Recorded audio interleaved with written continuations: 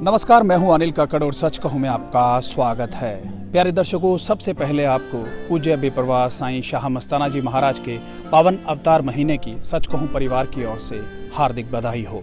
इतिहास गवाह है, जब जब धरती पर बुराइयों ने जन्म लिया, लोगों में मानवता दम तोड़ने लगी, तब तब भगवान स्वयं संत पीर फकीर के रूप में मानवता को सही मार्ग दिखाने के लिए अवतार लेते रहे हैं। और एक ऐसी ही अलौकिक ज्योत 1891 में कार्तिक मास की पूर्णिमा के दिन इस धरती पर अवतरित हुई। गांव कोटड़ा, तहसील गंदेर, रियासत कुलायत, बलूचिस्तान में पूज्य पिता श्री पिल्लामल जी के घर पूज्य माता तुलसाबाई जी की पवित्र कोख से जन्मे पूज्य बेपरवाह साईं मस्ताना जी महाराज ने लोगों को राम नाम से ही नहीं जोड़ा, बल्कि परमात्मा को पाने का आसान और वास्तविक मार्ग भी दिखाया। आप जी ने 29 अप्रैल 1948 को सर्वधर्म संगम डेरा सच्चा सौदा की नींव रखी और हरियाणा, पंजाब, राजस्थान में 23 आश्रमों का निर्माण करवाया। धर्म, जात, मजहब के फेर में उलझे मानव को रूहानियत, सूफियत की वास्तविकता से परिचय करवाकर इंसानियत का पाठ पढ़ाया।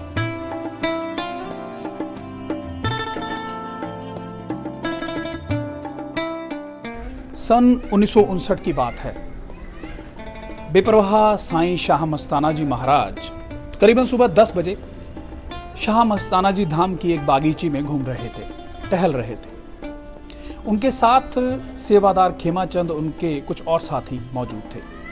मस्ताना जी के पीछे पीछे टहलते हुए खेमाचंद ने पूछा, मस्ताना जी, दिल तो नहीं करता, लेकिन एक सवाल है, पूछना चाहता हूं कि आपके जाने के बाद क्या होगा। तो बेपरवाह साईं जी ने मुस्कुराकर खेमा से कहा, खेमा, तुम्हारी बात हमें समझ में नहीं आई। तो खेमचंद ने कहा, साईं जी, आपके जाने के बाद यहाँ कोई पूजा का स्थान ना बन जाए, लोग आएं, माथा टेकें, चढ़ावा चढ़ाएं, ऐसा ना होने लग जाए। यह बात सुनकर पूज्य बेपरवाह साईं शाह मस्ताना जी महाराज जोश में आकर बोले, कितने वर्षों से तू हमारे साथ रहता है, तुमने हमें आदमी ही समझा है। यह जो सच्चा सौदा बना है, यह किसी आदमी का बनाया हुआ नहीं है, यह खुद खुदा सच्चे पातशाह के हुक्म से बना है, खुद खुदा के हाथों से बना है। जब तक धरती आसमान रहेगा, सच्चा सौदा कायम रहेगा।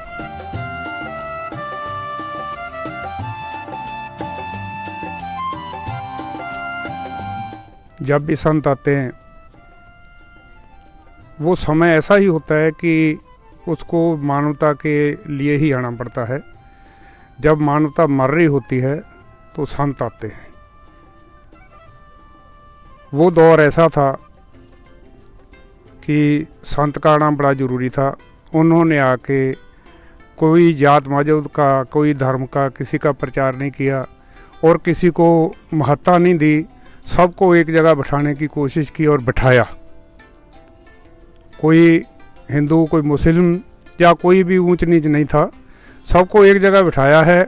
और वो दौर भी ऐसा था कि 48 के बाद, 47 के बाद, 48 का दौर ऐसा था कि अति ज़रूरी था कि ऐसे महापुरुष का आना और जो सबको एकता का पाठ पढ़ा सके। और शाह मस्ताना जी ने ऐसा ही किया। इस बागड़ को, इस हिंदुस्तान की धरती को वो रूप दिया कि हम एक जगह बैठ सकते हैं, एक जगह बिठाया उन्होंने और एकता का पाठ पढ़ाया। ये तो एक कवाली में आता है, लोका भाणे नवी गल होसी, मैं तो कोई नवी नहीं लाई। ये जो बंधन होते हैं, जो संबंध होते हैं, जो गुरु चेले का संबंध होता है, धरती पर दिखता है कि वो ऐसे ऐसे है। वो दिखाने के लिए भी ये भी होता है कि ये तो नई बात पकड़ी है, बड़ी मुश्किल से पकड़ी है। बेपरवाह मस्ताना जी ने भी ऐसा किया कि नारायण की सेवा, सोने की मूर्ति, और बहुत संतों महात्माओं को मिले। लेकिन जब बेपरवाह जी से मिले, जब सावन सिंह जी से मिले, तो देखते ही बात बन गई। जब उनसे नाम लिया, जब उनसे मुलाकात हुई, फिर तो घर गए ही नहीं समझो। जाते थे तो वहाँ से हज़ारों आदमियों को लेके आते थे नाम लेने के लिए, वे साथ चलो।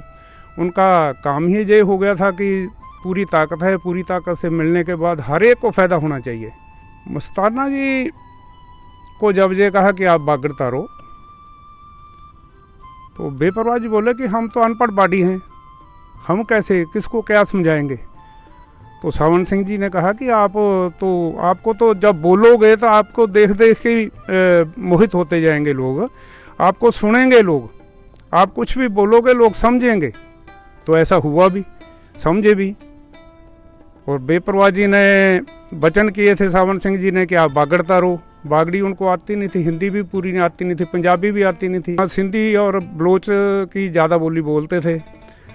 बेपरवाह के बाद शास्त्र नाम सिंह जी आए, उन्होंने भी पंजाबी में ही किया। अब जो तीसरी बाडी आई है वो बागड़ी बोलती है, बागड़ के सेवा कर रही है, बागड़ को समझा रही है, बागड़ी में बात करती है, हिंदी में बात करती है, पंजाबी में बात करती है।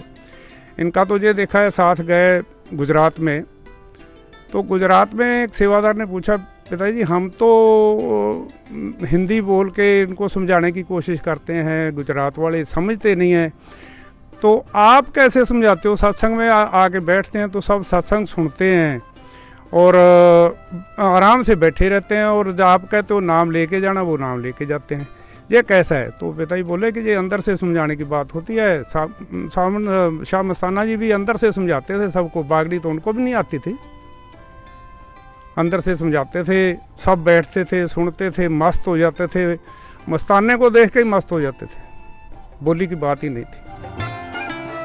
ईश्वरीय स्वरूप शाह मस्ताना जी महाराज ने लोगों को सच्चाई और नेकी का रास्ता दिखाया। हजारों लाखों लोगों ने सच्चे सतगुरु से नाम की दीक्षा ली, वे अपना जीवन धन्य किया।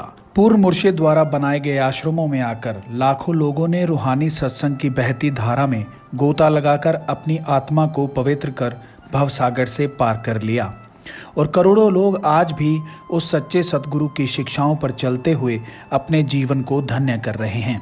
प्यारे सतगुरु जी ने दुखों से भरी अनेक जिंदगियों को खुशियों से भर दिया और 84 लाख चूनियों के आवागमन से मुक्ति प्रदान की। सच्चे सतगुरु ने 1 से 2, 2 से 100 और 100 से हजारों लोगों को साथ लिया और ईश्वर की बनाई हुई पगडंडी पर चलते गए, जहां सिर्फ मोक्ष है, आत्मिक अनुभूति है। जिस प्यारे सतगुरु ने हर एक आदमी को आदर्श जिंदगी का तोहफा बख्शा, उनकी हर एक जायज़ मुराद पूरी की, यहाँ तक कि कई लोगों को तो नई जिंदगी भी बख्शी। उस प्यारे मुर्शिद शाह मस्ताना जी महाराज की अनेक विधाएं पूरे समाज के सामने हैं। शाह मस्ताना जी महाराज ने जनसाधारण को पाखंडों आडंबरों से दूर कर जन्म मरण के कष्टकारी चक्कर से मुक्त होने की सुलभ राह तो बताई, साथ ही बहुत ही साधारण वेशभूषा धारण करते हुए लोगों को अचंभित भी किया। लोग हैरान होते कि संत जी कितना पैसा लोगों में बांटते हैं, परंतु स्वयं इतनी साधारण अवस्था में रहते हैं। शाह मस्ताना जी महाराज की इन्हीं निराली लीलाओं को देखकर लोग जीवन की सच्ची राह से जुड़ते गए।